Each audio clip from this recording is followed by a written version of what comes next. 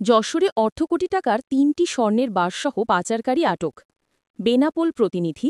যশোরে অর্ধ কোটি টাকার ৩টি স্বর্ণের বার, ২টি মোবাইল এবং একটি হেডফোন সহ পাচারকারীকে আটক করেছে বর্ডার গার্ড বাংলাদেশ।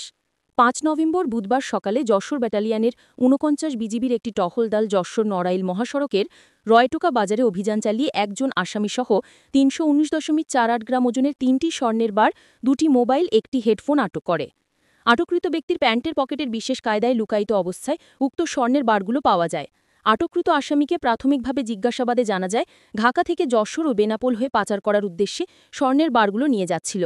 ঢাকার ধোলাইপাড়ার এলাকার চোরাকারবারিদের নিকট থেকে স্বর্ণের বারগুলো সংগ্রহ করে বেনাপোল গমন করছিল। আটক মোহাম্মদ ওসমান ঘনি, বছর ৩০, যশোরের মোল্লাপাড়া বারান্দিপাড়ার যশোর সদরের মোহাম্মদ সাইয়াদ আলী মণ্ডলের ছেলে। আটককৃত আসামির বিরুদ্ধে মামলা দায়েরের মাধ্যমে আসামিকে যশোর কোতোয়ালি মডেল থানায় হস্তান্তর করা হয়েছে।